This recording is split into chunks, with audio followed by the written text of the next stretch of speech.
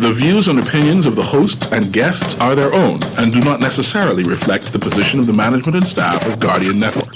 From what day you may find out, certain people not like me. Everyone focus bag a thing now. Big screw me, I do it like Nike. But me not fear no guy now. No matter how hard them a spite me. Talking Heads with Naughty is brought to you by Burger King, the Cancer Treatment Centers of America, the Cleveland Clinic, Fine Threads, Fun Foods Wholesale, John's Department Store, Joker's Wild, KFC, Naughty Johnny's, Percy's Island Games, Print Masters, and Tropical Jarrows. Plus me and them girlfriend a link up with that when they think tough. No food, clean water fi drink up. Now me and the dog them a link up. Big truck, 20-inch trim, there's a spin up. The pioneer, there's a kicks up. And a hip-hop or calypso. You can't see the star to the tint up. Plus me and the Cuban a link up. Rose gold so the Cuban link up.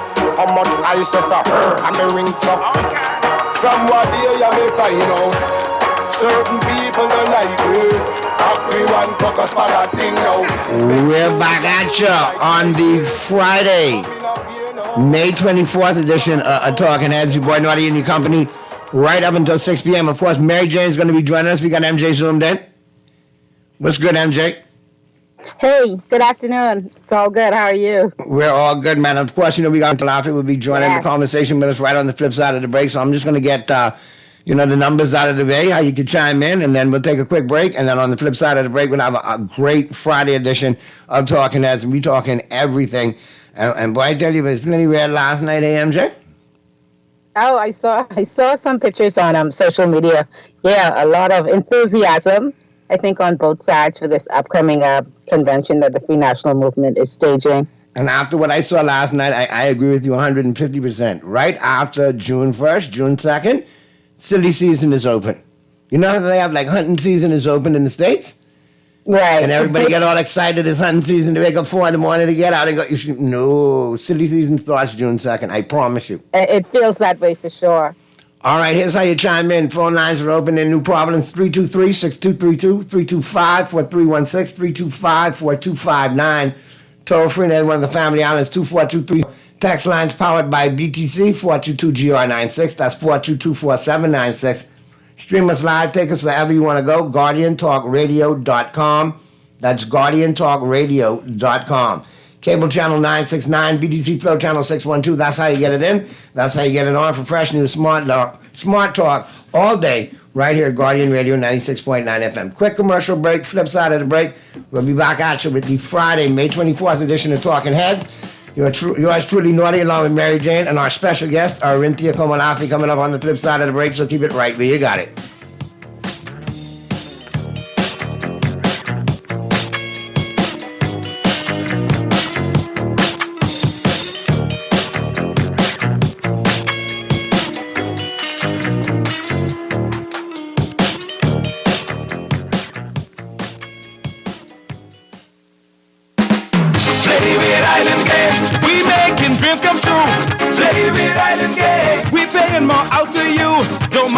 In the market, you getting cash in your pocket. Island Games is pricing. So when you play Island Games, we putting Bahamians first, guaranteed to pay. Island Games, we like them other jokers. We've been here from the start, from the bike to computer.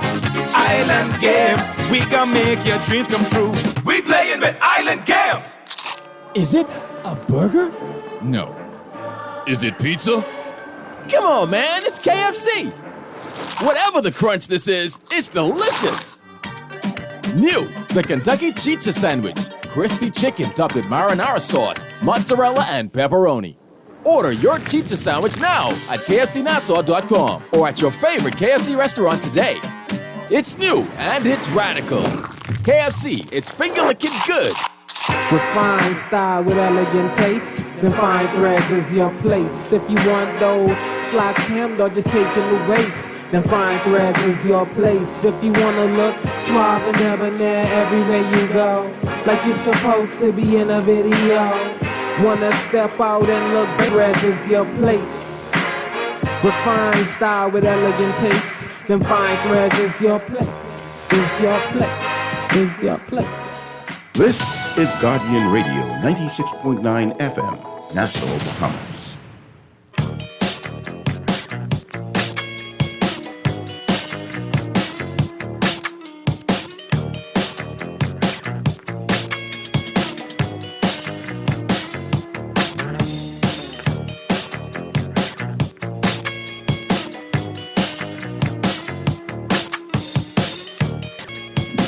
We're back at you on the Friday, May 24th edition of Talking Heads. And Mary Jane, we have our very special guest, Arinthia Komalafi, with us in studio Always again. a pleasure to have her with us, Always a great conversation. Good to be here. How you doing today, MJ? I'm great. How are you? Excellent. Can't complain. Now, there is lots to talk about, and I'm happy to get that everything's well with you and yours.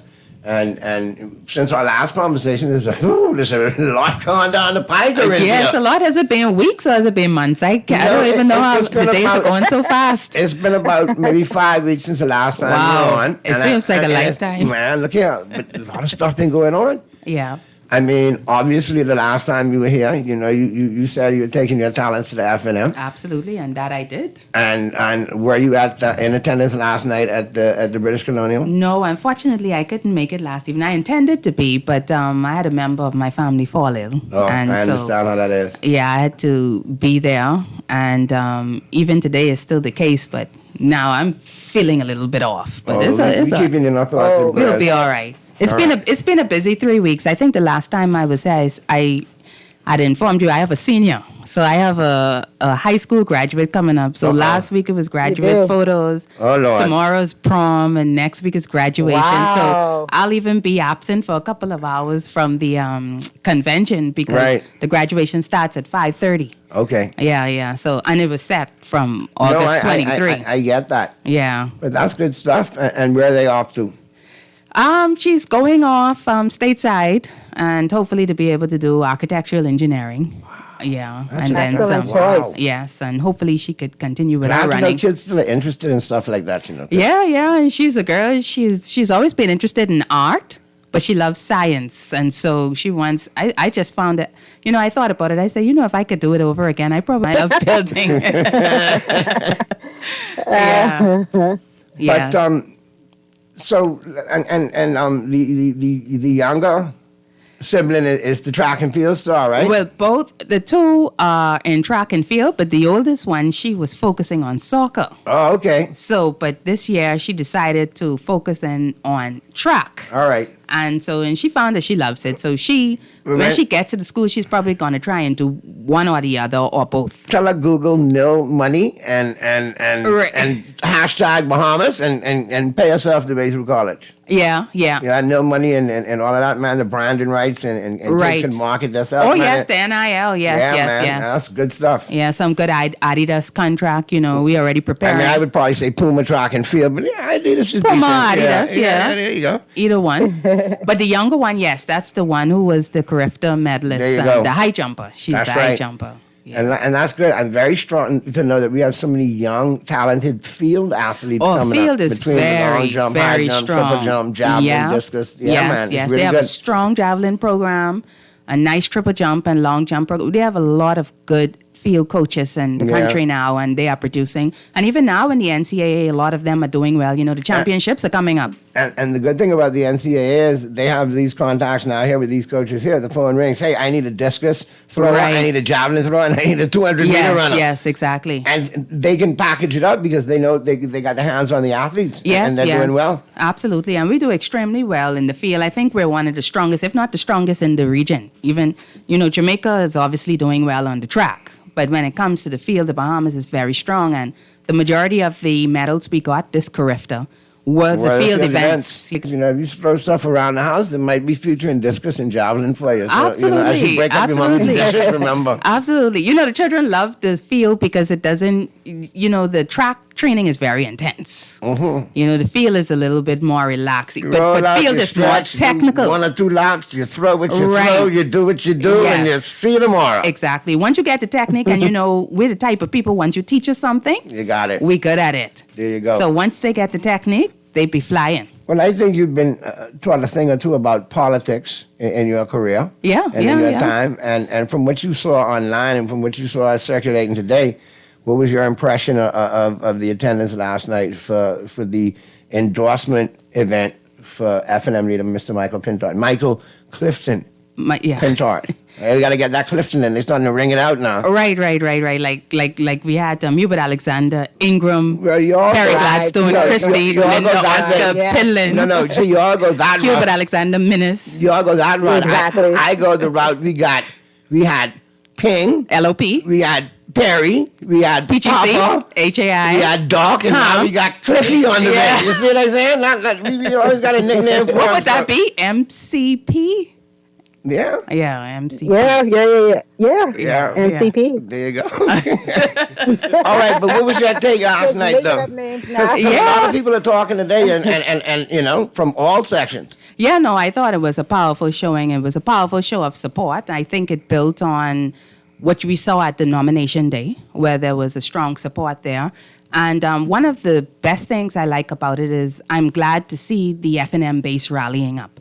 You know, I think this has probably been one of the most difficult times for true F&Ms in more recent times and modern times of the Free National Movement's existence because of the challenges that they've been facing within the organization. But the good thing about it is that this convention has really rallied people up. People are paying attention, and people are very vested in what the results are going to be. So I thought the energy in the room was good compared to what we've been seeing over the past couple of months and even in the short period of time during this opposition period.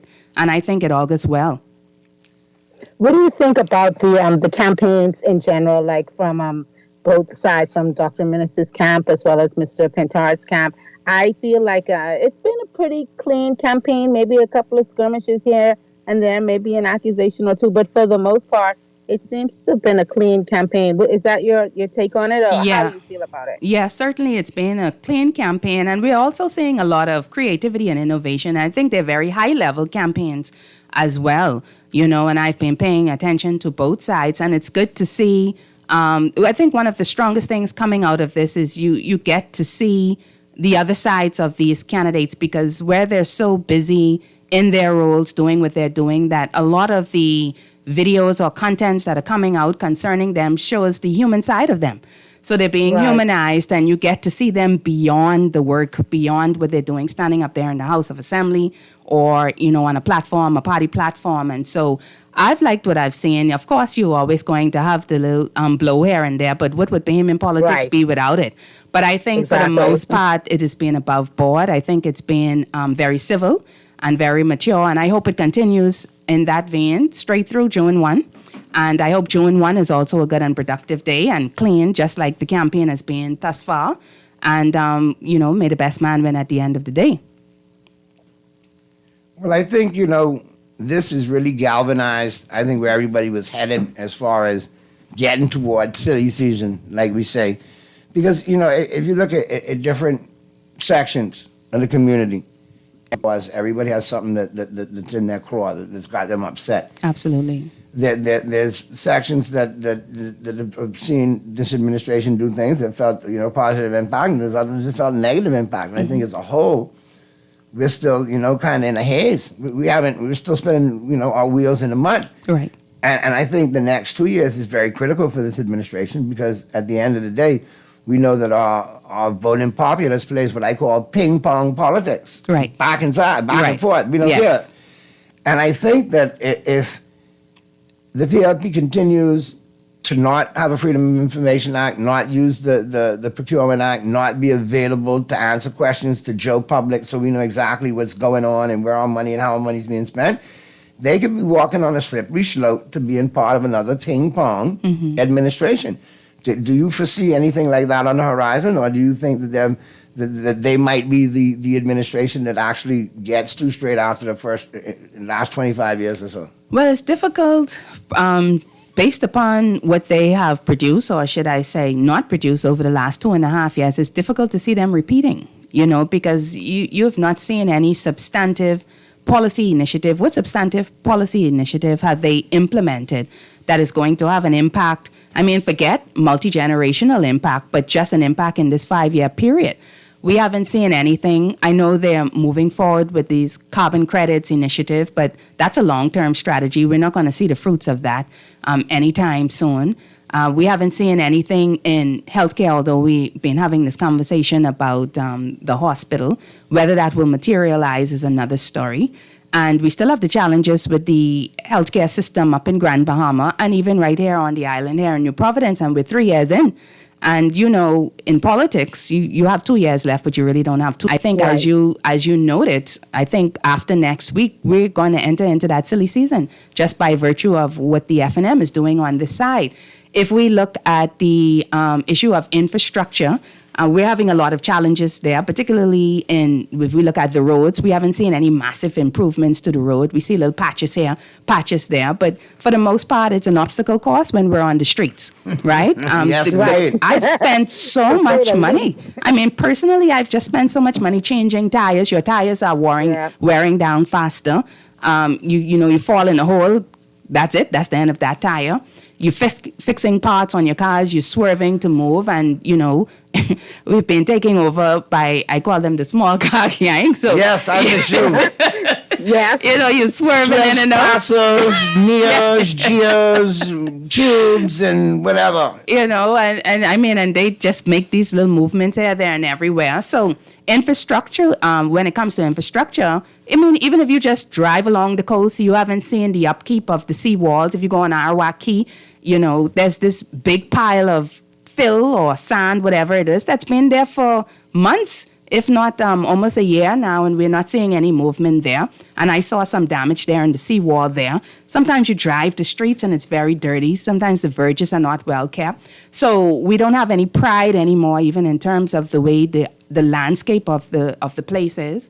When we get into the utilities sector, I mean, one thing we can say from the previous administration, we had reliable and affordable electricity. I was in that group of persons that was actually not paying VAT. That's how low my usage was, and how low my bills were. Show off. Yes, I will show off, because I tell you, I'm paying VAT now and I'm hurting, right? So all those years that I wasn't paying, now I'm paying. But that to be MJ, and if I am, I go ahead if you're going to ask. That was one of the big ticket items, I guess, they have on the agenda, that we're not getting the full information on exactly what's happening with BPL. A couple of things we do know, which is that, you know, our light bills are just almost unbearable. Like, we're right on the edge of just not even being able to afford it, to pay the whole thing every month. You know, I think a lot of Bahamians fall in that category. And we're hearing something's happening with BPL, but we're not getting the information. What do you think about the way this administration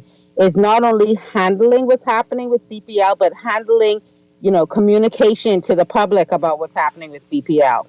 Well, I just think it's a complete disaster. You know, if we go as far back as, you know, not renewing the hedge program, which has brought us to this point where we're paying all of these high bills. And if we look at the fact that the entity is still $500 million in debt, they have a $500 million liability. You're talking about another $500 million just to get the institution to where it needs to be. Yeah, and to then upgrade, right? Yeah, just to upgrade all of the infrastructure. And I mean, we've been hearing every election cycle, BPL is always an issue. You know, but for some reason, you know, it's always gets worse and worse. And where we thought we're close to a deal, so last administration we were dealing with the Shell deal and looking at an LNG, so we were moving towards some diversification of the energy program. Now we don't know what we're moving toward, and the Prime Minister is saying to us, well, you know, 2 weeks, in 2 weeks' time, I'll let you know what's going on. Be patient, It was 2 weeks or so, and I believe that or so is doing a lot of heavy lifting. So yeah. We'll see that telling us anytime soon, but we'll see, you know, we'll see. I mean, you're talking about a country that has been independent for 50 plus years, $5 billion economy. And the level of governance that we're subjected to is absolutely, I can't fathom it, you know, because you're saying to us, you've written this deal, you obviously know what's going on. We don't know what's going on. Right. We also understand that we're not getting reliable electricity. I mean, persons, unfortunately, over the last several days, persons were Some persons were not only just out of electricity, they were out of water. Right. You know, so that speaks to me to another issue, a maintenance issue. So they established it was a crack in the pipe.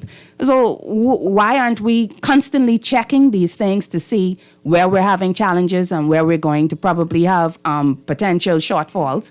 You know, what else are we missing that is moving forward? You know, are we checking these bridges, all the bridges across the country and so on I and think so we forth? need to check infrastructure because we've had the recent, diesel leak that's been going on in Abaco for 3 or 4 weeks Yes. now that they haven't been able There's to... also a BPL leak out in Adelaide. in Adelaide. And so a now- PPL leak in Adelaide, And yes. now you have an effect Right. on the environment and potentially the water tablet, and you have to watch that. I mean, you don't want to have problem on top of problem. Sometimes we have to be more proactive than reactive. If we need to replace these things, let's do it wisely, efficiently, and effectively. Well, proactive is certainly not I am aware. No, but we got to Right. learn that. That's why folks like you trying to, do what you all need to Exactly. do in the future. Preach it Exactly. because we need to learn it. We need to do it. Because at some point you just get tired of talking it. You're moving toward an opportunity now where we can be able to actually make the change. I mean, just simple things that we're not maintaining. We already know we don't maintain buildings well here. No, We don't God. maintain the roads well. The other day, we couldn't print driver's license because the printer was down. And there's still a multitude Now, of there's cars still running around cars with no on the road. licenses. I mean, how is it that you do not have licenses? That's a security issue. Do you understand? Right. All of these Right. things are a security issue. Even if you appoint and farming out this transmission and distribution, who are you farming it out to? Again, these are Again. discussions that have to be had. It's a national And with security no issue. Procurement Act, with no Freedom of Information Act, we Nothing. have no idea. No governance structure. Well, we're not going to get corporate governance from this administration.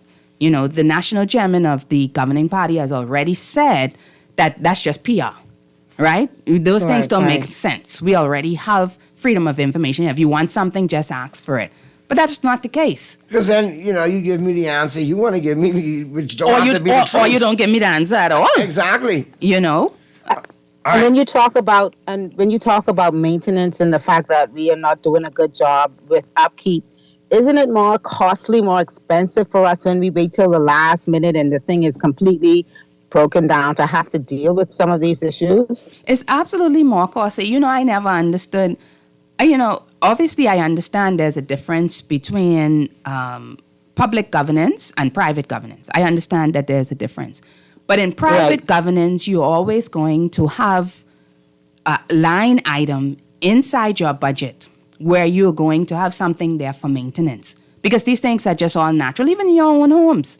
You know, you have to keep the upkeep, whether it's your air conditioning system or your fridge or your washing machine and dryer, if you're privileged to have those things. Those are the things you have to continue to keep upkeep on those, because if you don't, then eventually they run to the ground. Your car, we know that most everybody has a car. If you don't keep that up, keep up with the servicing and everything, then it's going to cost you in the long run. And these things are costing us in the long run because you find then you have structural problems, things that if you had addressed it in the small spot, in the small patch, then, it would not have expanded to a greater area, for example, in a building. And we have all of these buildings that we just leave standing. We build these nice buildings, and then we don't paint them often. That where we are and the climate that we have, the sun is very brutal. The elements that we experience here in this tropical climate are very brutal on the things that we have. Our road infrastructure, our building infrastructure. So it's absolutely necessary that you have these line items for maintenance. But yet we refuse to do that. And then they run aground. And what ends up happening as well is sometimes these buildings get to the point where they're condemned and then we're out of them. Like, for example, what we had to deal with the post office years ago. Right? Because we didn't keep that up. Or now we had to move the persons from road traffic from out of the stadium. Right? And look at all the backlash that is causing now. We weren't sure we were going to be on time for the relays. Now we have the situation that's happening with UB and their graduation. So all of these things, all of these things that we have, they don't understand how they have a ripple effect just because we lack proper planning. All right, let's go to the phone lines real quick because we got a call on Talking Heads. Yes, we don't hate you. You're just naughty by nature. Hey, GNN, what's going on with you, man? How you doing, man? How you feeling? If I tell you what's happening, you might talk it. Good evening, Ms. Komalafe. Good evening. Hello. So what you got for us, GNN? I don't want to jump on my dear female leader, former leader, Ms. Komalafe, but she talking about BPL and the water situation. It's just pure, we know. And Ms. Komalafe, you know, ain't 10 members of parliament tied together, ain't sharp as you. So I know why all us playing crazy as if we don't know. It's pure friends, family, lovers, and corruption. I didn't know they used to ship generators overnight from wherever, from Germany and or them kind of place. I think once they got the plane big enough and they got the envelope big enough, they could put it in and get it here. That's what I'm hearing. It must be, because all we got to do is follow the generators, and then we'll know exactly where they coming from, where they going and where they coming from. And when it comes to the water, Ms. Komalafe, what happened was the Moscow group saw some people out of Israel, and that's the only place we could have bought the pipes from for the road works, because the pipes were a new brand of pipes, untested, unproven, and now they're bursting open. So it's just friends, corruption, family, and lovers. And that's my contribution for the day. All right, man. Have a great weekend, GNN. But I mean, when we look at it, it boils back to the fact that, Matt Arbery was here last Friday and last Wednesday.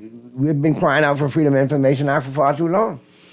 Freedom of information, we see that the procurement bill is not being followed, and they have admitted to it not being followed. That's what galls a lot of Bahamians, and a lot of people think, especially in the political world, oh, that's not having an effect. No. It does. That's the kind of stuff that causes election time. Absolutely. You mean on the governing side, or absolutely. But then that's the whole point, right? Because it also speaks to the fact that even if you are not corrupt, you're perceived to be corrupt. Because these legislation are checks and balance against corruption. They're anti-corruption legislation. And so any government today in the 21st century, Bahamas, that does not want to legislate and put in force these particular laws, they're questionable, and the Bahamian people should pay attention to that, right? Because this is how the money leaks out. And, we talk about the fact that we have these challenges within our economy. And the economy is not growing at the rate that it needs to be growing at. We have this high debt problem. We have a high deficit problem. We also are still at junk bond status, and people don't like to talk about that. The country has been there now for more than a decade. And I wrote an article on this several years ago that says that when you have these countries that find themselves in junk bond status, it takes several years for them to get out on average. And the Bahamas has not really been doing anything that significant that is going to move us from that position. And all that means is that the horizon for the average Bahamian is that things are going to become more and more costly, because it becomes more and more costly for us to borrow. And because of that, then we have to cover the cost of that borrowing. And how are we going to cover the cost of that borrowing? The government doesn't have any money. The only money the government has is the money that we give it through our taxes, the taxes that we pay, the value-added tax, the customs duties, the excise duties, all of these other taxes that they continue to put on us. And speaking of taxes, let me ask you this one. We got a couple of callers. I see we'll get to the phone lines right now. We were talking earlier about the cost of living back on your bill, and you're like, wow. Sometimes I look and I was like, well, there go my bail money and my Dorito money. Right. And a lot of people are looking at it now like, that's playing an effect, on how they live. Absolutely. And I've been asked several times, especially in the barbershop, when we could get the bail money back. I think people want to hear that there's an opportunity for them to get back at least on firm feet, on solid feet, where we can afford to live, where we don't give up some of the little liberties that we and little enjoyments in life that we have. At the end of the day, if you work hard, you should at least be able to earn a decent living and not have to put it out in taxes. And one tax, like I say, what I like, I'm a foodie. Now I'm hearing rumors of a sugar tax. Have you heard any rumors of a sugar tax? Yes, so that is being swirling around there. I'll fight you on a sugar tax, boy. Oh, yeah. But my question to that would be, what is the rationale behind the sugar tax? Because is it attached to your health initiative and your goals for health? Because if you're saying you want to put a sugar tax because maybe you want a healthier society, because you understand that we're a society where there are so many people filled with chronic illnesses like diabetes, high blood pressure, and all of that. If that is your end goal, then you're contradicting yourself, because at the same time, you have value-added tax on healthcare and medical attention, right? And on so if that is your goal to move toward a healthy society, if that's why you're doing the sugar tax, then clearly you're contradicting yourself. You need to remove VAT off of those. You need to remove VAT off of those items, and then you have to put more healthier items in the bread basket, and then you have to be sure that you're not putting value-added tax on the bread basket items like you're doing now. You know, and I think they underestimate the impact of this value-added tax on bread. It's impacted a lot of people. Well, if you just take a look at what was in the bread basket list up to 2018, and those things were VAT-free. These are things people use every day. Right. In the case of you have baby cereal, baby food, baby formula, bread, you know, broths and soup, butter, canned fish, cheese, condensed milk, cooking oil. These are things people use every day. Corned beef, evaporated milk, flour, fresh milk. You wondering why when you go to your local restaurant, whether it's on the side of the street or whether it's in a restaurant, why the cost of breakfast is going up? But that's why the cost of breakfast is going up. VAT is everywhere. I bought a cake yesterday from the food store. The cake was it's a cake. I see why you say you fight on the sugar tax too. It was a honey cream cake from Super Value, right? Come on now, boy.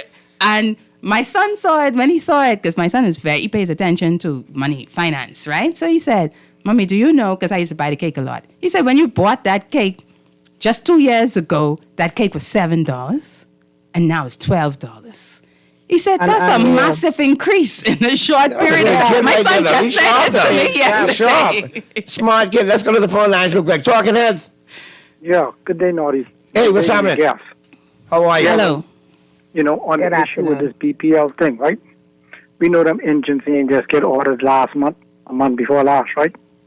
And they're going to come and they're going to keep burning diesel 24 hours a day.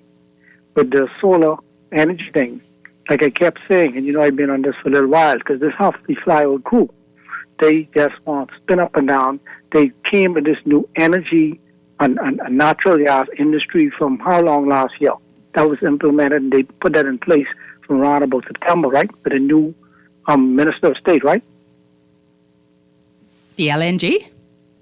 A ministry. Right. Oh, the ministry. Yeah, you have a new minister and a new ministry, yes. Okay, so that to let you know how far back their plans was, they create a ministry for a rookie member of parliament, right? And who couldn't answer my childhood friend and schoolmate, Michael Pintard, when he challenged them in parliament last month. She said she ain't answering, and the wrong Davis answer. The Davis from Cat Island in Salvador. He wasn't talking to her. You know what I mean? So she ain't gonna answer and tell Jones voice. Now we know why they ain't answering and tell Jones voice. Because these engines been ordered. You don't think so? They had to be ordered months before. You see what I'm saying? But every day, today, from 6:21 today, the sun rise. The sun wouldn't set until 7:51. That's 13 and a half hours of sunlight. You see what I'm saying? And under the administration, after the hurricane, Ragged Island has been solarized, running fully solarized, with 400 kilowatts of power there. Ragged Island only consumes about 90 kilowatts, not even 100 kilowatts, but they got 400 kilowatts of solar panels, and they run in day and night. That's God-blessed energy coming from God to the whole Bahamas and everybody, right? That 400 kilowatts of solar panels, energy that's been harnessed through the daytime, can solarize Crooked Island. That is only, I'm using 280 to 90 kilowatts. That's an extra 100 kilowatts of power. And if we take it, and we have to be understandable, if they were to only follow what Minister had in place, did for Ragged Island, they didn't even have to invest. See, when you go with solar, they didn't have to invest in the battery to run in the night at first. Just put in the panels, Crooked Island, Auckland, Maguana, Rumkey, San Salvador, islands like that, because they don't make money. Like one operator say, it's a labor of love to our brothers and sisters in those islands. But even from Clifton Dale, Big Pond Power Station, Soldier Road Power Station, once these solar panels are put and running in the day, my brother out in South Ocean, he has solar panels in his yard, and he's getting about $80 credit a month. He don't have no battery that runs in the night. You see what I'm saying? That because he's tied into the grid. The the thing is this. When they say $500 million, that's a grift. That's what they want to say. And they're going to All right. set it up. My line's full, my brother. I appreciate your contributions as always. Yes, thank you. Have a great weekend, man. Thanks as always. I get to these other calls. Talking Heads. Caller knows his stuff. Hey, Oh, yeah. Buddy, how you doing? Hey, what's going on, Jeff? And to my former great leader, Arenthio Komalafi, Mr. Jeff Delaveau, how you doing? I've been trying to get in touch with you. I tried to call your number as well. Well, we will have this conversation off air. Okay.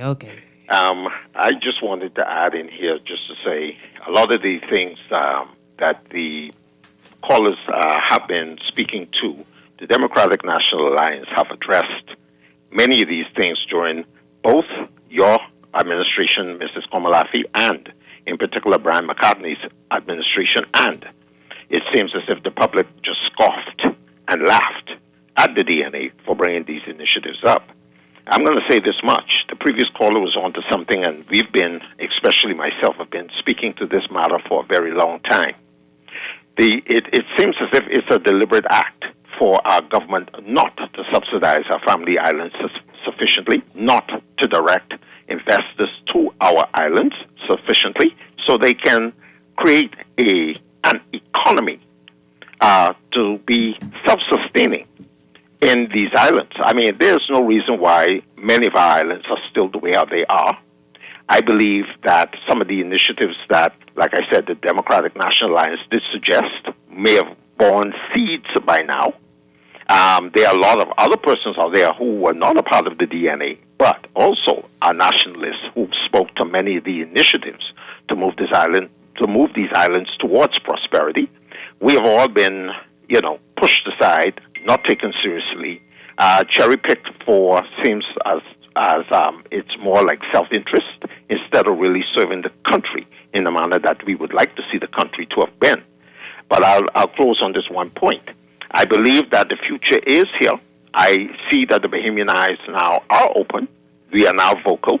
But now to move it from just talking into action is really the thing that I would want to see. Emanations of persons within all of these political parties, including a few in the current governing party, are serious about country. And I think we just need someone to now create that nucleus to let us now finally get this country to move forward. So I just wanted to call in Mrs. Komalafi to thank you personally for the work that you have done with the Democratic National Alliance when you were there. I mean, there were some things that we really were successful in doing. There were some things that were still left on the table.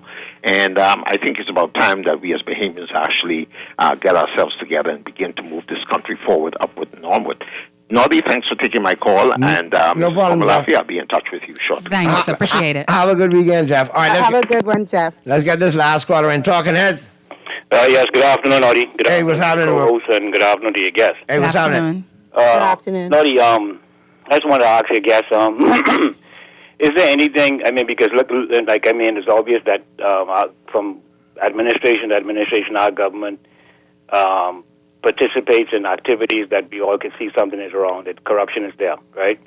My question is there any way that, any avenue that a lawyer or a legal-minded individual can bring inquiries against the government, public inquiries, or anything like that, dealing with dereliction of duty or something not dealing with the best interests of the people, something like that, conflict of interest? Is there anything that an outside source can do as a lawyer? Because I'm wondering if that is the case, why hasn't it been done as yet, right? And if there's not an avenue for that, right, why is there not more individuals like yourself, like who used to be into politics and who used to talk about they love the country, etc., for so long, and then you only hear from y'all again, like when political time come around, why don't y'all come be activists in the community, constant activists, like leading the people into the streets against Parliament to demand answers and different stuff like that, right? That's one question I have for you. And the other one is, do you support the people owning 100% their essential services? Like when I say the people, I mean the government, and the government running it effectively, or do you support some type of privatization in any form? Which one of those do you think will ultimately be in the best interest of the people? Thank you very much. Okay, thank you for your call, caller. I'll take the latter question first. We've seen over the years that entities that have been run by the government have been subject to the corruption and they've been subject to mismanagement. I'm not necessarily a big fan of government being involved in business for that very reason. I think we find a bit more productivity, and certainly when you have privatization, whether it's partial, whether it's full, whether it's a public-private partnership with the government, we tend to have more productivity because competition breeds more innovation. And so you will always be able to give the customer more and deliver more to the customer. Right now, within our national budget, the Bahamas is allotting upward to $500 million just to subsidizing SOEs, which is state-owned enterprises. Those every year in our budget, we have to come up with upwards to $500 million just to subsidize these entities. And as you can see, even now with BPL, you're talking about a $500 million liability that exists there. And we're talking about $500 million just to get it to where it needs to be. That's not even talking about quasi-institutions like NIB and what we're dealing with the Bahamas Development Bank and all of these other institutions and the Bahamas Broadcasting Corporation that are heavily subsidized. I do support some form of privatization. To your second question, sir, I don't think we ever go off the scene. But what we gonna do? I'm gonna let you pick it up in the 5 o'clock. I can hold you hostage in a good way until 5. Okay. In the 5 o'clock. MJ's got some more questions for you. The text lines are full. The phone lines are full. We will talk sports in the 5 o'clock. I promise. And I got some smack to lay down on some of you basketball fans. I told you, watch out for them Dallas Mavericks. I told you, watch out for them Boston Celtics. But anyway, we'll pick that up in the latter half of the 5 o'clock hour. But we will continue our conversation with our special guest, Miss Orinthia Komalafi, on the flip side of the news right after the break. Keep it right where you got it.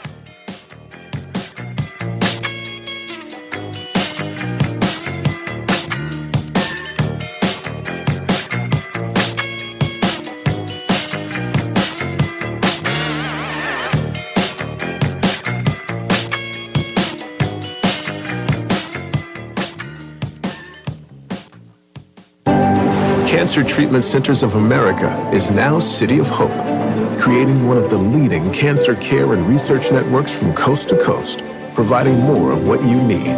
More locations means more care closer to home. More specialists means more expertise. More research means more breakthroughs. More advancements means more treatment options. And more options means more hope. Learn more at cancercenter.com. John Shoes and Accessories is your one-stop shop for all your footwear needs. You will find what you're looking for among the growing collection of classic and trendy styles with new arrivals every week. John's covers the whole family and has great prices, helpful and friendly customer service. Your experience shopping with us will be time well spent. Shop with us online at www.johnshoes.com. John's also now carries small home appliances. So come on into John's, located on Rosetta Street in Palmdale and Carmichael Road West. John's, we put fashion at your feet. No. Is it pizza? Come on, man, it's KFC. Whatever the crunch this is, it's delicious. New, the Kentucky Pizza Sandwich.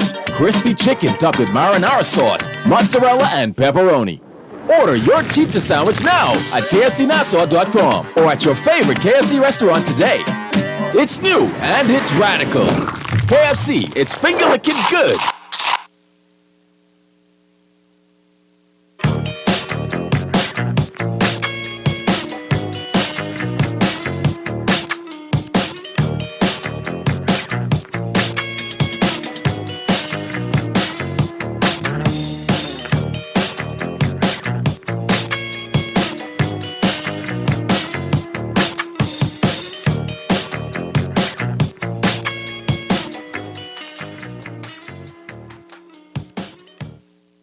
This is Guardian Radio 96.9 FM. Fresh news, smart talk, all day.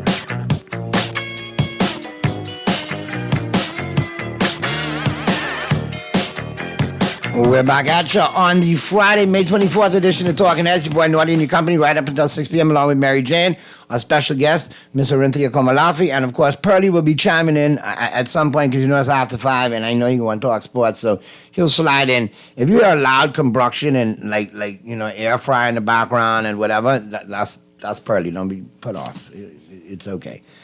So MJ, we got a caller here. You want to get to that call? Okay, Talking Heads. Hey, Naughty. Hey, what's happening? Radio man, I want to make a comment about this BEC thing. BEC's had us in the loop long time, and that ain't going nowhere soon. See, those guys making plenty money off that oil. And I think the public should know that by now. All we doing is just talking, and they collecting the millions. They get, last time was $28 million a month for bringing in the oil. I know I can't speak to the numbers, but because that's not in public. The general manager who was there then, Mr. Hasty, he said that $28 million a month. But you and I have always said on this show when we talk BPL, connect the dots. Bunker C can't done. It's bad for business if we go out Bunker C. They ain't going nowhere with that oil until if the public do uprising or something. See, let me say another thing, too. I don't know if some people can remember. BEC used to bring in their own oil, They had their own oil tanker. I know you made me a little too young to remember that. No, I got to tell you. They had their own oil, and they was profitable at one point. But that's just how this country goes. The rich get richer, and we be the poor set. We got to pour all this money. You bring it in the oil. Why you got to bring a middleman to say, okay, you bring it in the oil? Huh? That's a bunch of nonsense. And again, I can repeat myself, that ain't going nowhere soon. I used to tell Warren McCartney the same thing. The fellas, them getting the big money, they bought in them generators the other day, I think, but 2 years ago, bringing, go LNG. No, they bring in generators to run off oil again. Brand new generators, if you remember correctly. Brand new. So all we doing is just talking, and they just making the money. Again, I repeat myself. They used to bring in their own oil. But that's the way everything goes in this country. The rich get richer, and we got to pay this big light bill and all of that, And guess what? We continue to vote in, the same individuals that keep perpetuating that. And I mean, I caught the tail end of it. I know you might be a little older than me, so you've been going through this all your life. Yeah, they can. Then you really let's call it make the call about Ragged Island, right? I think that was $3 million. See, solar is not cheap. See, we believe it's just throwing one thing on the roof and this and that. Solar have components what to run with. And if you to do the average house, and I said before, it could be about $25,000. That ain't cheap. So we need to forget about this solar. Solar is not cheap. But anyhow. And some good baseball this weekend. Boy, your Orioles are looking good. Boy, the Orioles get me mad because they get rid of, I just hear they get rid of the dark reliever, what they had, the tall guy. The one who was our good closer, they bring him a man. We gonna blow a couple of games. Yep. Now Boston Boston going somewhere. They lurking, Huh? They lurking. Boston going I think it may look like they ready for Boston. Indiana. Oh, you're talking basketball now? Yeah. I thought you were talking still baseball. Yeah. Yeah.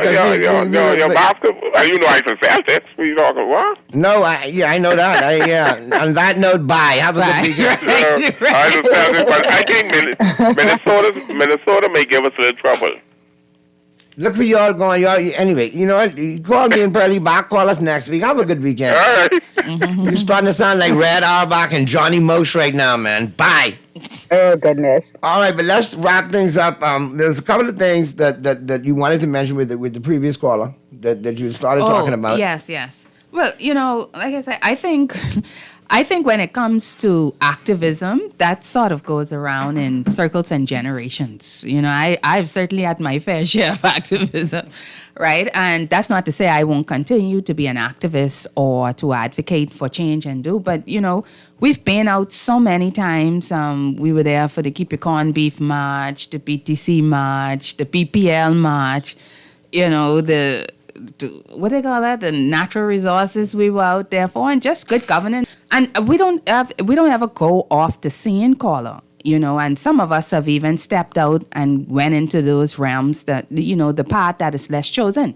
You know, the part where you get ridiculed. You're a third-party person. People think your head is not good because, you know, you're just throwing, and then you rise to become a leader. They think your head is even worse, not good, because you're throwing your money in a black hole, and, you know, the likelihood that the people would change. And people tell you all the time, man, these people ain't serious. They're not going to vote for you, or they're not going to change. And you hold out some bit of hope. You know, my only saving grace was that I'm a woman of faith, so I believe God can do all things, right? But the reality is that you know, faith is there without the works. You need the people that are going to be there. When you call for activism and you call for people to be there, then this is a partnership. I think leaders or activists, they want the activists to go out there and do everything off their own, and there's a price to pay for that. But you choose that as an activist, you choose that as a political leader. But you're never going to get the change that you want until everybody is galvanized. And we have to see this contract as involving all of us. The social contract is not a one-way street. It's not just the people, or it's not just the leaders. It's the leaders and the people working together to get us to that goal where we need to get to. You know, and that is why I am really encouraging persons to really stay politically engaged, because we have our challenges with our country right now, and we have our challenges from administration to administration. We can do better as a nation. We're not doing bad, but we could do better, and that's why we continue to push. But the minute you start to take your foot off the gas and you're not engaged and you're not out there and you're not joining the activism or being a part of the advocacy, that's when people start to really take advantage of you, because they're already taking advantage of us. But if you start to just take your foot off the gas, we are going to go places where we don't want to go. We're going to be like third world countries that we do not want to be like. We have a good quality of life here. We have a good standard of living, and we have to ensure that we protect that. And that is why it is so important that when, you know, persons like us, we would have wanted to stay on that activism route, stay on that third-party route, and hope to bring about the change. But the people must be engaged. And our vehicles, hoping to be able to effect change from the inside, but at the same time, you still need the participation of the people. We cannot just look at it where you just want a leader. All leaders they're just first among equals. We're all equal, but the leaders are just the first among equals. And you're not going to get the change. If you look at our history, what transpired with Black Tuesday, what transpired with majority rule, what transpired with independence, everything, every major social change, getting the franchise to vote, that's for women, for men, because there was a point where if you didn't have property, you couldn't vote. All of that happened with the people coming in, the majority, and the majority rules.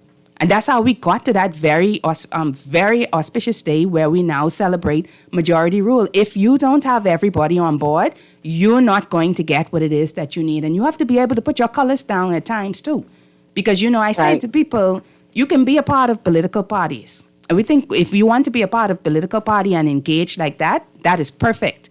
But at the same time, you must understand that aquamarine, gold, and black, that's your priority. That needs to come first. That is always first. When it comes to immigration, when it comes to the economy, everything that you're doing, everything that you're dealing with, and your party comes second. You know, my mantra I live by, God, family, country. Nothing comes before my God, nothing comes before my family, except my God, and then my country. And even in the country that is divided to the aquamarine, gold, and black, and then it goes to these party colors. You see? So I think all of us need to take that mindset, and we will get the Bahamas that we need. A better Bahamas, a stronger Bahamas. MJ, I know we got to wrap, but do you have one more, and then we can... Right. I just wanted to get, Orinthia, just wanted to get your thoughts on something that I think will be more in the public sphere in the next coming weeks and months, because it's something that we're dealing with now, the new thing proposed. Of course, just listening to you today, let me tell you, I realize how a lot of things are so interwoven. You know, you talked about health and, where they put the taxes and what does that mean for our overall health. And then you talked a little bit about how we're still at junk status. I do remember Minister Darvo saying in the House that there was no appetite on the international market to do a public-private partnership for a new hospital. They ended up getting the financing, or it's proposed that they're going to get the financing from China. From the Chinese. Yeah. And I realized how many things are interwoven. The idea about this new hospital, initially I was like, okay, a new hospital. And then I heard some of the response from the Bahamas, the Medical Association of the Bahamas, where their take on it is that it's not a fiscally sound investment and that a lot of what we have now we can't use and that there isn't sufficient staff. There may not be enough doctors, nurses, etc. What are your thoughts on the hospital? I already feel as though the way we're being given information is insufficient, but just a thought on a new hospital itself and the loan that we're going to have to take on to deal with that. What are your thoughts? Well, I mean, I think it goes back to the point that you're making, right? Everything is connected. And sometimes I feel like some of the pronouncements that are made are so abstract.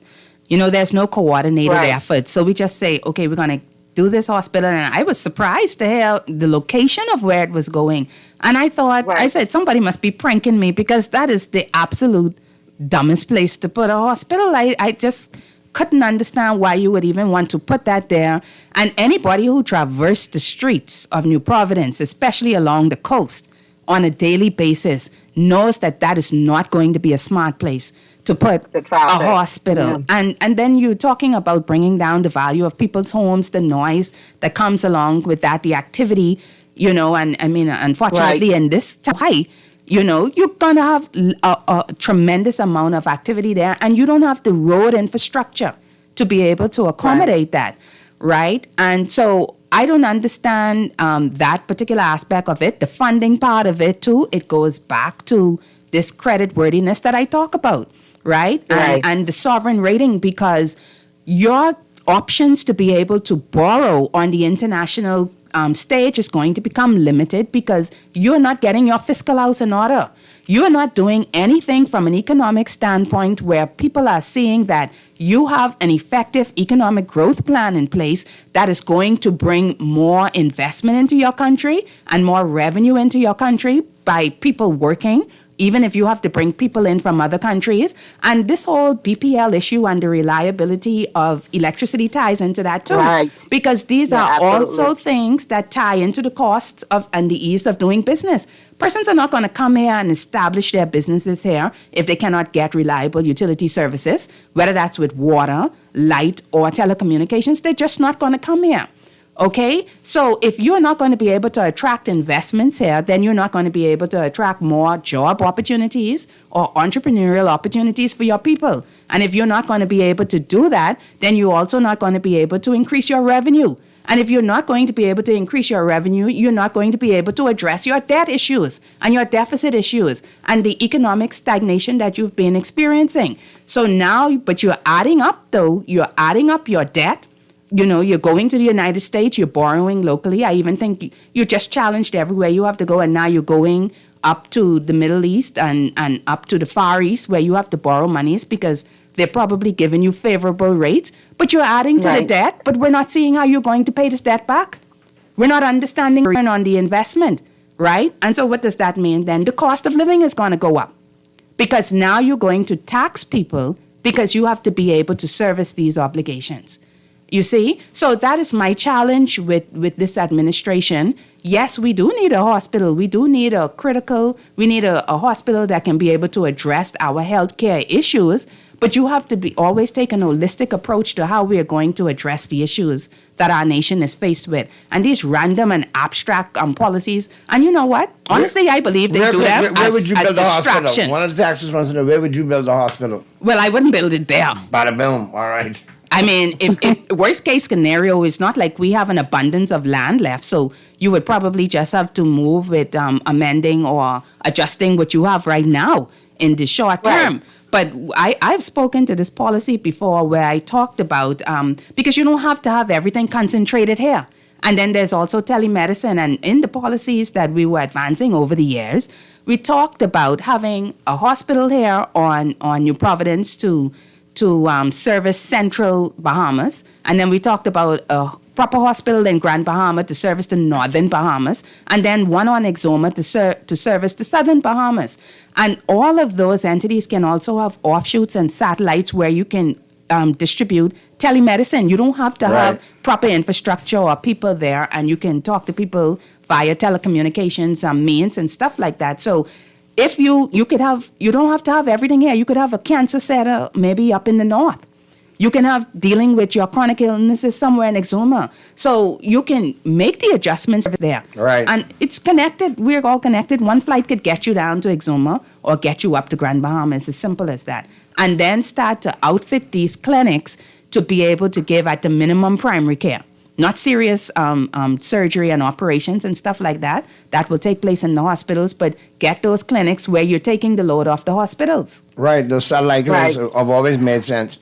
But listen, we got to do this again because we got to get into sports, and I'm getting this, and I got to segue into that. But I do appreciate you stopping by, being so candid on so many things as always. As always, thank you so much. And I will make sure I get with your people and make sure that we have you back in short order right after the convention, as a matter of fact. Absolutely. All right. Yes. Well, I thank you for stopping we'll by. Be here. And after the victory. I know you're probably going to watch some Euro football and some basketball. I know you get into sports, so enjoy your sports weekend. Absolutely. Thank you very much. Roland Garros coming up. There you go. Tennis. Yes. There you go, tennis. All right. Thank you all for chiming in. We'll take a quick break. Flip side of the break, we'll be talking sports. MJ will be in the building. Pearly will be in the building. Keep it right where you got it.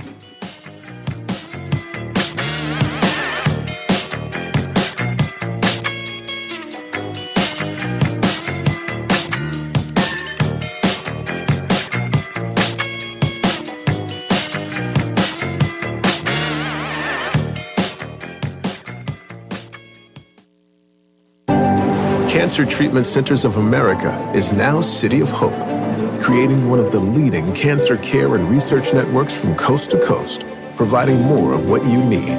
More locations means more care closer to home. More specialists means more expertise. More research means more breakthroughs. More advancements means more treatment options. And more options means more hope. Learn more at cancercenter.com. Is it a burger? No. Is it pizza? Come on, man, it's KFC. Whatever the crunch this is, it's the Kentucky Pizza Sandwich. Crispy chicken topped with marinara sauce, mozzarella, and pepperoni. Order your pizza sandwich now at kfcnassau.com or at your favorite KFC restaurant today. It's new and it's radical. KFC, it's finger-licking good. Attention ice cream lovers! Are you ready to elevate your springtime indulgence and taste of luxury with Haagen-Dazs? For a limited time only, treat yourself to the quality of Haagen-Dazs ice cream for just $8.99 per pint. Yes, you heard that right. Indulge in the finest flavors without breaking the bank. This exclusive offer is available at all Lickety Split and Super Value locations. Experience the premium quality of Haagen-Dazs at an unbeatable price. Spring has never tasted this good. The Grand Bahama News is available every Tuesday in the Nassau Guardian. You can buy your local paper at Freeport convenience stores, Western Bakery, DeGregory's Fine Foods, and Bellevue Gifts. Now is the time to reach your Grand Bahama market with affordable packages, including print and digital. Call GB News sales representative Kavandre at 822-6717 or message him on WhatsApp for ad rates. Classified ads are now available every Tuesday as well. Keep up with everything Grand Bahamian every Tuesday in the Nassau Guardian. This is Guardian Radio 96.9 FM, Nassau, Bahamas.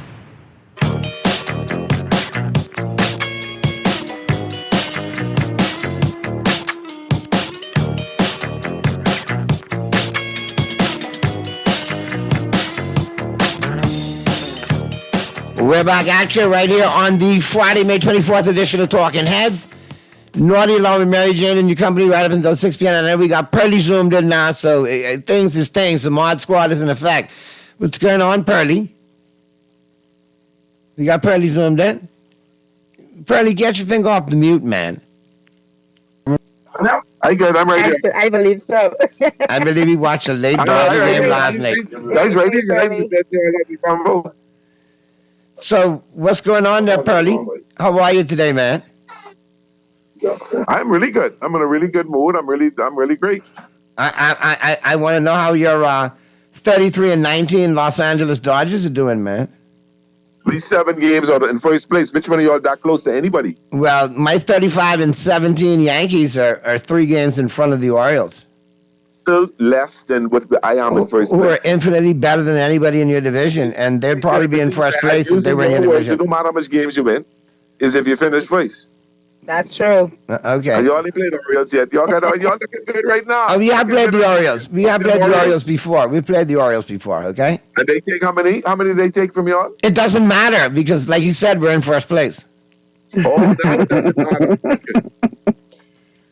Now that Now, we've got... MJ, you hearing this, right? I'm listening. I'm listening.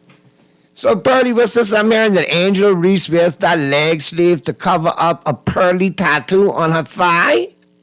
What? The wrong person. What? Why you bringing my business out? Oh, Lord. MJ, Pearly will fantasize from time to time in the sports You segment. really can fuel my fantasy world now, but that's fine. No, but listen, I think when Cardoso comes back, though, it's still going to be a nice little 1-2 punch, you know. She giving me basically 12 points and 9 rebounds every game as a rookie in the WNBA. That's fine. I can live with that. She only can get better. Exactly. Were you conflicted last night, Pearly, with Angel Reese going up against Jonquel Jones? While I like my Bahamian woman, I in love with my Angel Reese. So, you know, that don't matter. Yeah, I always pull for Angel. I am a fan. From her sophomore year at Louisiana State University, ladies and gentlemen. Amen. Amen. I've watched her from LSU. Actually, I got a glimpse of her at Maryland. Didn't get much play. But when I saw her, when she came to LSU, I was like, oh, God, yes. Okay, that's who I'm pulling for. A couple of lists have her as a potential rookie of the year. I mean, how you feeling She's in the about money that? so far. They can try hard to give it to Caitlin Clark, but I don't think Caitlin got getting rough up a little bit. No, but I was going to say, steady basketball. It's going to be rough for Caitlin, and I know that Caitlin fanatic is going to text in a moment, but I think Taurasi put the memo out draft night when Caitlin Clark got drafted. But see, actually... And Taurasi and all of them were giving her the business night in and night out. The beautiful blonde from the LA Sparks, Madam Brink, she is looking pretty good as well. She had a key block the other night to save the game. The Sparks, I mean, they're a work in progress. She too is a pie. That's Cameron Brink? Yeah. Yeah, the blonde, blue-eyed pie, yes. Listen to Freddie, the blonde, blue-eyed pie. Hey, hold on. She was at the Dodgers game the other night, so you know. Wait a minute. Freddie says blonde-haired, blue-eyed pie, right? Blonde-haired, blue-eyed. That's much better than... happy to know that we have some... That's much better than bleach blonde, bad butch body. I don't want to say that. Oh, I actually watched that. That was a good route. Yeah, that was good. That was get pretty around good. All right. You can't get around with a fast mode sister. You can get yourself in problems. We got a call. Let's get to that call real quick. Talking heads. Hey, Naughty, Pearly, MJ, and everybody else. What's up? Hey, what's happening, man? What's going on, Mystery? Everything good. I ain't talked to y'all since y'all made those wrong picks. What's going on with you and Pearly? What you mean wrong picks? What you talking about? Picks I made. I said Y'all, Dallas the only against pick y'all got Minnesota, right. and The I only said pick Boston- y'all I said got right Boston was against New Boston. York Knicks. No. The pick y'all got right was Boston. For Kyrie, so I don't know which pick you made. Now, let me go on record here, Mystery, right? And I got it right here. I got it right here in front of me. So go on record. Go ahead, sir. I'm And let listening. me say that when that series started, I said it was going to be an entertaining series.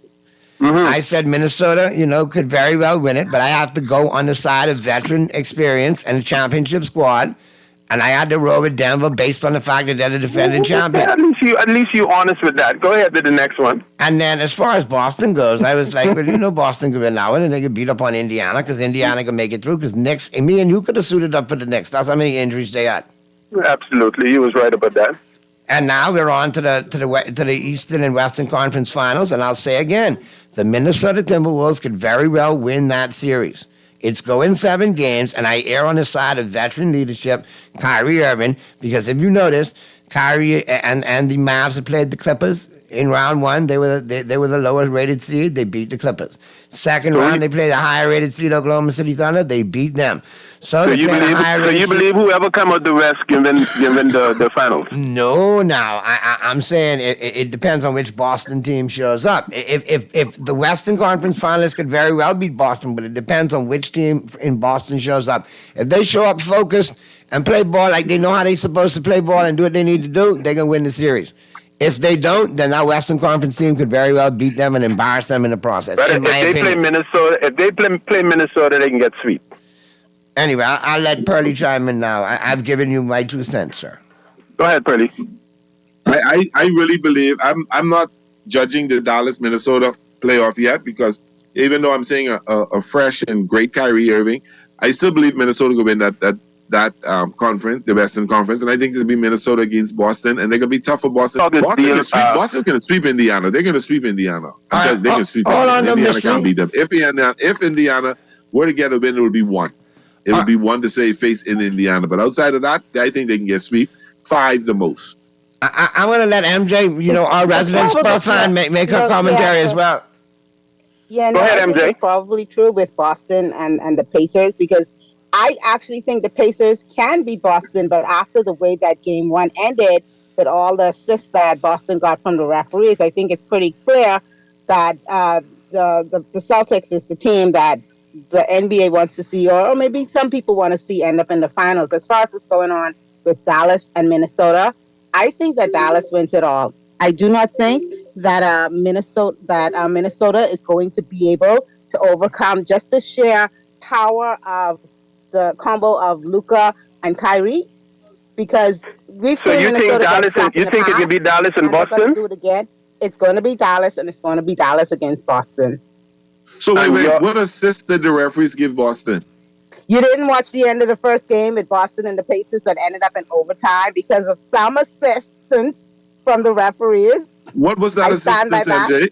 What was that assistance? They made a bad call, a bad pass. It was the wrong pass. Just some of But the that was calls the last towards game? the end. It's just the way that it You think so? unfolded.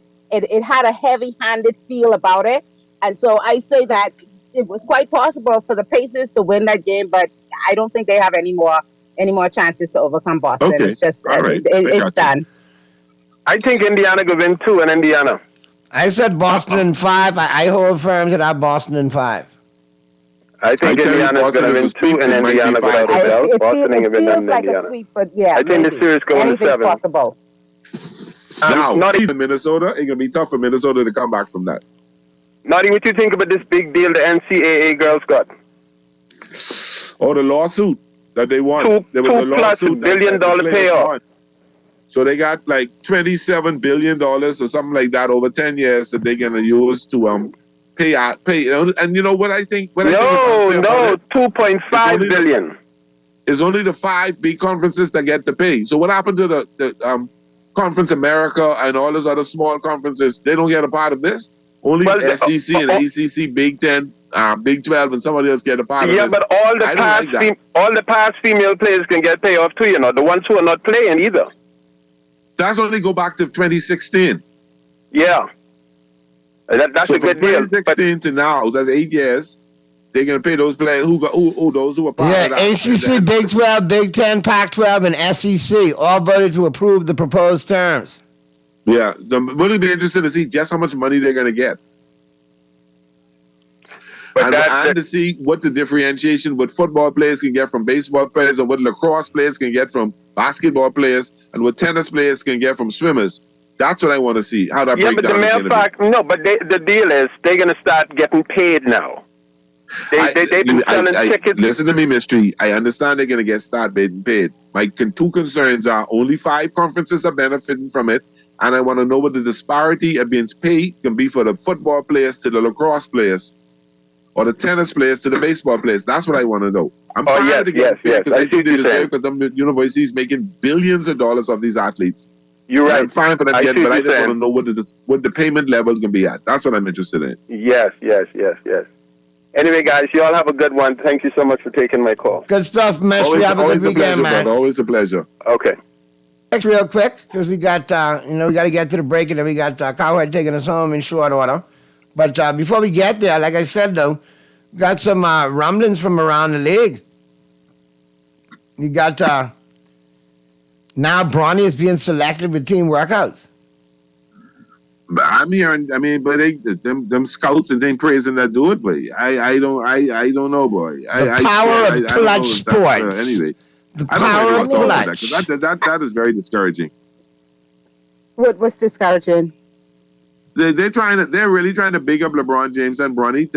They're trying to push him up into the first round, and he's not even he's not even a low or a late second round pick quality talent. He really should be G League if he does, but I really think he should go back to college.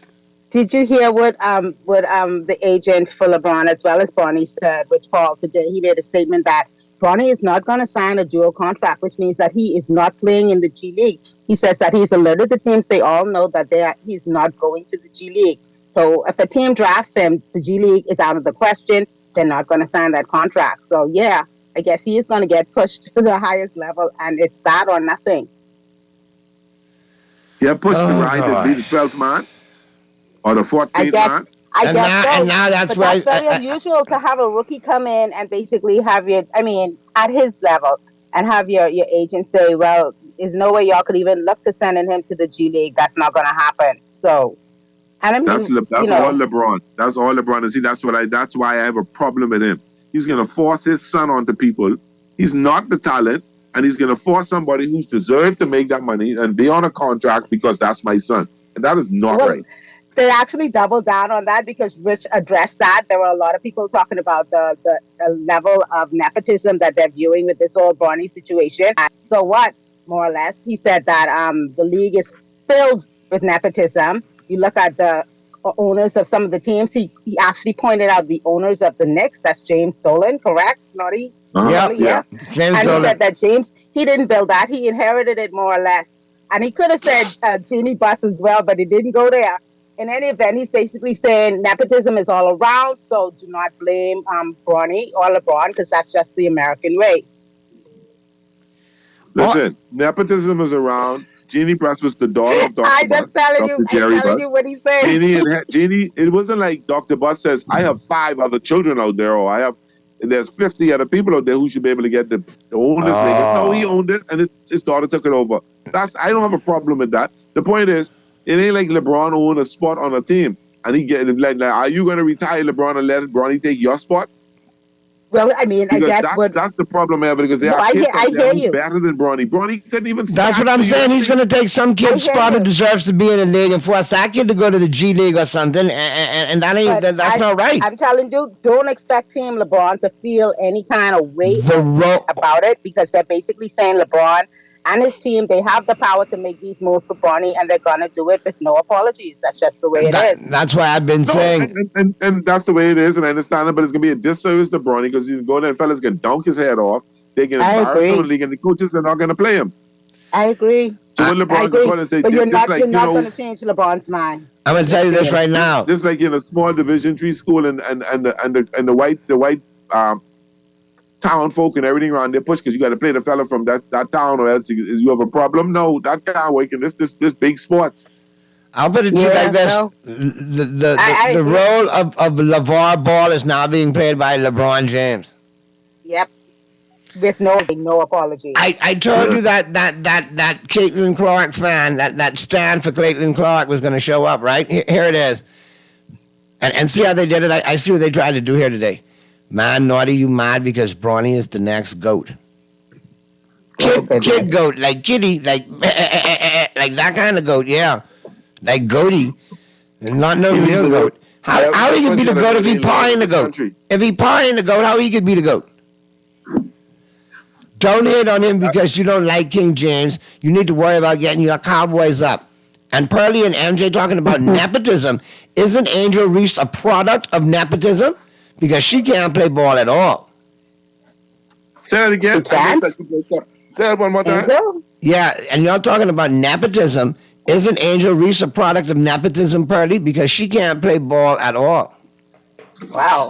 Angel Reese got what Caitlin ain't got, a national title. Oh, boy. We're going to get a volley going here. Yeah, you kind of losing when you say she can't play at all now. She was instrumental and a significant part of making sure that her team get it. This texter here did everything, and he couldn't win a national title. Go sit down. This texter is a rabid and he ain't gonna win a WNBA Angel Reese either. fan. Rabid Angel Reese fan. Rabid. I'm willing to say Angel Reese got a chance to get a title quicker than Caitlin Clark. Ooh, ouch. All right, Pearlie. let's get to the picks, man. Because we got to get to the picks, get to the break, and then we got the final 10 with Colin Cowherd taking us home. And great topic today. The Boston Celtics have no excuse not to make the NBA Finals. No, they have none. They have none. Especially if Halliburton out, they have no excuse. All right, here we go. Let's check out the games tonight. You got the schedule right in front of you. Got, in tonight, the NBA. We got Dallas at Minnesota tonight. Minnesota is a 5.5-point favorite. I go in Minnesota and the points tonight. You taking Minnesota and the points tonight? Yes, I biggity tonight. Well, I'm not so big. That's 6 points nice, but you taking Minnesota to win by 6? Yes, by 6. Give me Dallas plus 6, but I just see this line. Give me Dallas plus 6. Exactly. Take Dallas. Pick up to the islandgame.com and that sportsbook, my nice 6 point. Boy, I like this one here. Dallas, give me Dallas plus 6 and now win Burley. Okay. Celtics minus 7 over the Pacers. Tomorrow night we got Boston. Is it tomorrow night? Yeah. Yeah, Boston and Indiana tomorrow night. Boston is a 6.5-point favorite. I'm going to go with Boston on the money line. I don't like how they do with big leads and big spreads. Yeah, they're inconsistent. I end up the spread the other night lost, so I'm going to go with the money line tomorrow with Boston. Indiana Fever tonight, 1.5-point favorites over the LA Sparks in the WNBA. Cameron Brink's gonna saw off somebody here. I'm going with the Sparks tonight. I was actually a Sparks fan from Lisa Leslie time, Yep, I used to pull for them because of the affiliation with the Lakers and Lisa Leslie, and then Candace Parker came there and it was solid. They had some good. They had some good players on that team over the years too in LA. Yeah. But nowadays, no bueno. For the last couple of years, no bueno. And then tomorrow they got a full slate. They got a full slate segment of games tomorrow. They get the Liberty and the Minnesota Lynx. Yeah, big games tomorrow. And they got my girl playing the Connecticut Sun, which is gonna be a good test for them in Chicago tomorrow night. Then you get the Washington Mystics and the Seattle Storm. That'll be a good game. And the Aces. The Aces can kill the Fever. And the Wings and the Mercury. Two lousy teams that play hard. It's competitive. The Aces are defending champ, so. But they play in the Fever. Are we talking about the Mercury taking on the Wings, the Dallas Wings and the Phoenix Mercury? Oh, yeah, two donkey teams. Two lowly teams. Yeah, but they play hard. They do play hard. All of them, All right, but hold on. Pretty. We have MJ's picks, though. Oh, what are you saying, MJ? I do apologize. Well, no, that's fine. And forgive us, MJ. Forgive us, MJ. You back into the program now and all. Me and Pearly used to just going back and forth with these picks, so I apologize. My apologies. Yeah, no, just for the NBA, I'm going with Boston, I think, because, like I said, they got a little bit of help from the refs. I don't think that's going to end. That controversial, I agree with Pearly that it was a turnover, but don't forget that many people believe that there was a foul on Pascal Siakam at the same time that should have been called. That was correct. Called. And so I feel like the refs are a bit heavy-handed on that one. Boston is going to win that series. As for what's happening with Dallas, I would go with Dallas with the points. Plus 6. I think Minnesota's probably going to win this game tonight, but I think it'll be closer than the 5 points you have to cover. So, or the 6 points you have to cover. So, I would run with Dallas. I like Dallas tonight and that, man. That's a good one, man. That plus 6 is really nice. And you better get it now because that line may drop before the game. Oh, yeah, that's right. That's true. I don't see it going up anymore. So if you can get it at 6 or 5.5, grab it.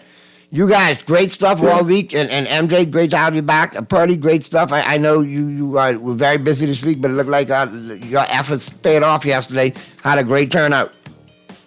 Yep, thank God for life. All right, so we're going to take a quick break. Flip side of the break, Colin Cowherd taking us home. Madam Producer, thank you very much, man. It's been our pleasure. You see how the Millennium Falcon flew so smooth today? Boy, I tell you. Right. I like it. Have a great weekend, Bahamas. Be good, and if you can't be good, be good at it. And we'll see you Monday right here on Talking Heads.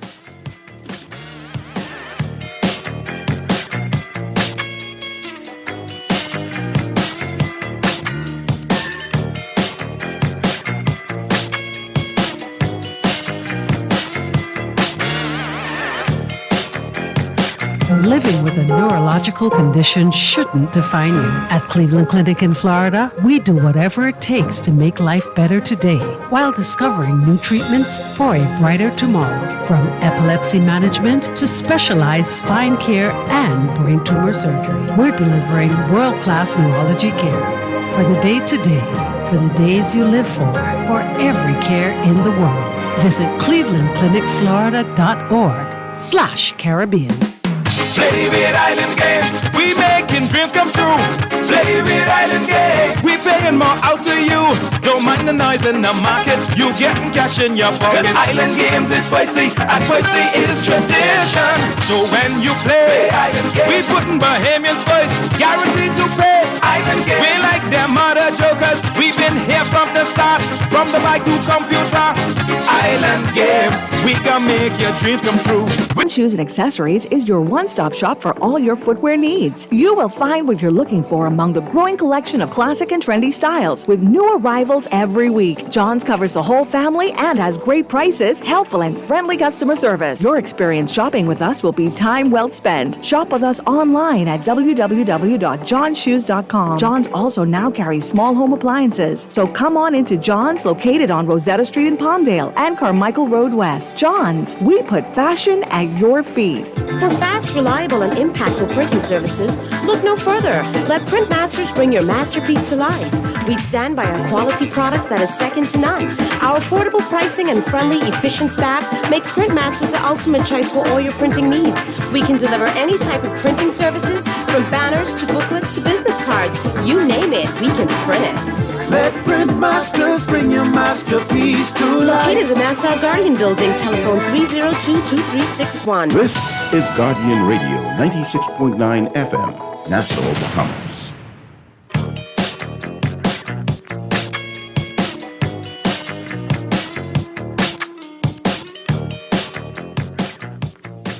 The Boston Celtics easily dispatched the Indiana Pacers. Kind of a snoozer. My men's league game was way more heated. It went overtime. Celtics win easily. And, Jaylen Brown had 40, but the biggest storyline kind of was the Tyrese Halliburton hamstring injury.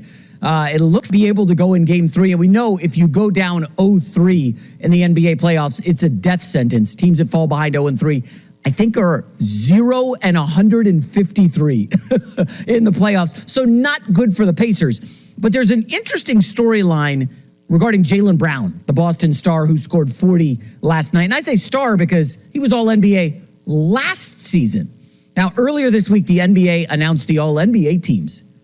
And Jaylen Brown was snubbed. And it was kind of weird because Boston had the best record in the league. The Celtics won NBA point differential by an astronomical margin. They had the most 20-point wins in the NBA. They eviscerated the league, totally dominated. Yet only one player, Jason Tatum, was All-NBA. How does that kind of thing happen? And you wonder, would Jaylen Brown take that personally? Oh, you got to love that. Jaylen Brown, a quiet anger. They're seething. And you know who it's a shot at. Let's be real, people who follow the NBA. It's kind of a jab at Halliburton, who was injured, missed some games, doesn't play defense like Jaylen Brown. And Halliburton was on the other side of the court last night. Jaylen Brown went off and let the people know. And I got to be honest, Jaylen Brown's got some beef. Okay, well, I'm not going to sit here and argue all NBA, but the Lakers, who were a play-in team, had two guys that were all NBA, LeBron and AD, and I'm not saying they didn't deserve it. They were a play-in team, okay? The Phoenix Suns, 6 seed, dusted, I'm talking swept in the first round by the Timberwolves. They had two all-NBA players. Boston, top team in the league, only going to get one? It felt a little strange. Now, I should point out, everything is lining up for Boston, right? They're now 10-2 in the playoffs. In the opening round, Jimmy Butler did not play due to an injury. Second round, Donovan Mitchell misses a couple games due to injury. And now we've got the Halliburton injury. Things are lining up for, I talked yesterday about the Mavericks. It's looking to me like a Celtics-Mavericks collision course in the finals. And if Boston ends up sweeping Indy, which is certainly in play if Halliburton doesn't go in game 3, we're looking at Boston having 8 to 10 days off before the NBA Finals. 8 to 10. That's great news for Porzingis. They had a big guy, Cornette, I think got dinged up last night. He's not a factor, but again, they need 10 minutes out of him in the playoffs. 10 minutes a game. Everything lines up for Boston. There are no excuses. I know Colin is off Boston being a potential dynasty. they're also in line to go back to the finals for the second time in 3 years. And I listen, I'm not the biggest Jaylen Brown fan in the world. I like his game. I think his handle's still in question. He did, side note, leading up to the NBA draft, he was working out at my gym, and I got a peek in the window at him, and I was like, oh, this guy's pretty nice. I didn't think he was a top 5 pick. He has emerged as a top 15 player in the NBA. That's undeniable. And you guys, I'm sure, have seen the movie Gladiator. I don't know what it is with me referencing these like old school war movies. Yesterday, Troy. Today, Gladiator.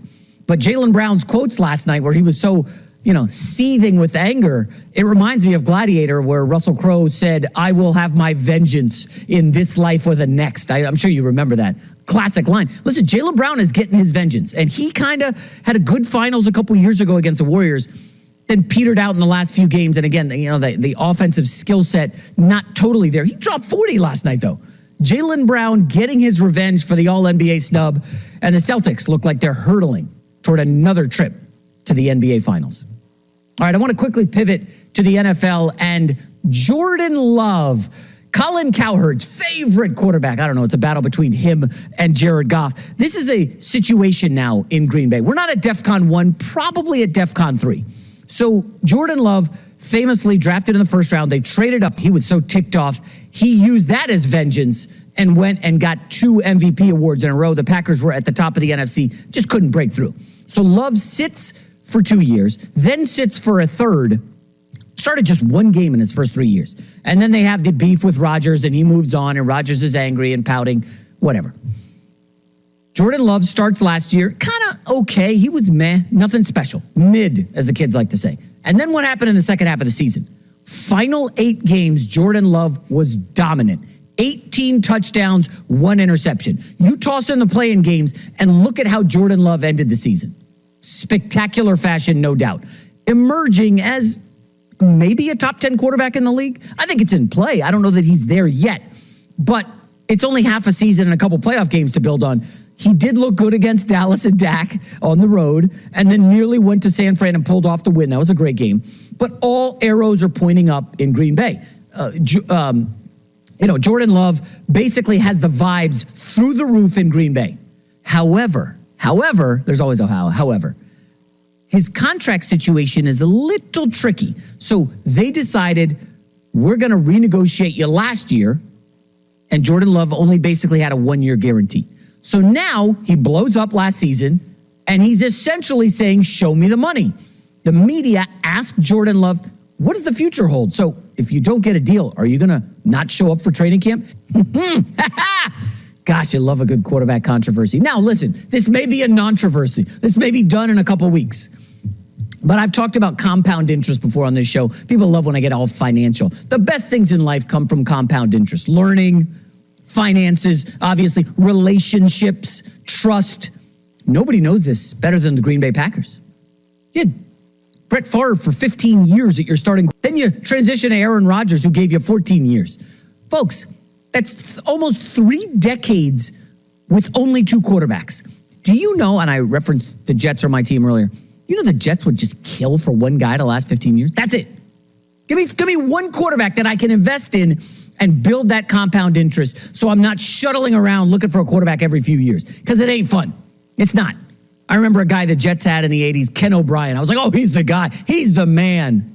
Like, okay, he had a ceiling. Didn't last 10 years with the Jets. Wasn't a starter for 15. Didn't bring us to a Super Bowl. Yeah, I can say us. But you look at the Miami Dolphins. They're the quintessential example. Dan Marino, superstar, goes to the Super Bowl in year 2. You think you got him. He sticks around forever. You don't get back.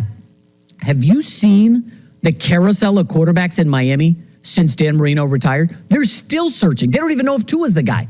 Once you find the one, you lock that in. Whether it's relationships, I said learning, investing, compound interest wins. And the Green Bay Packers can make this very easy. They can look at Jordan Love and say, you're our next guy for 15 years. We believe in you. That second half of the season, we love it. There's a reason we traded up to grab you, Jordan, because you're our guy. Now, you're not going to get $55 million a year. Sorry, you're not Burrow. At this stage, we haven't seen it. And he says, well, Jared Goff got $53 million. I know he's got a better body of work than me, but I don't know. I was okay against him head to head, and I don't think they're much better than us. You look at our team, we got young head coach.